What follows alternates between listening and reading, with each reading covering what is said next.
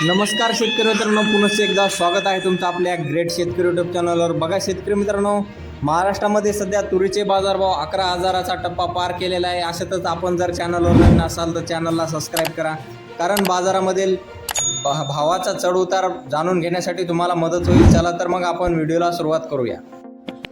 बाजार समिती कारंजा या ठिकाणी आवक आलेले 850 क्विंटल, जास्तीत जास्त दर आहे 12,000 रुपये क्विंटल आणि सर्वसाधारण दर आहे 9,000, 10,650 रुपये क्विंटल।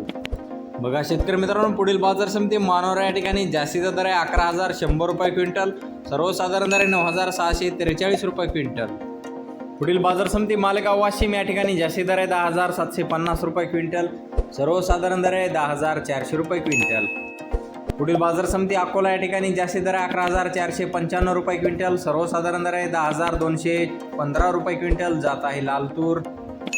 बघा शेतकरी मित्रांनो, पुढील बाजार समिती हिंगणघाट या ठिकाणी जास्ती दर आहे 11,970 रुपये क्विंटल, सर्वसाधारण दर आहे 10,000 रुपये क्विंटल, जात आहे लाल तूर।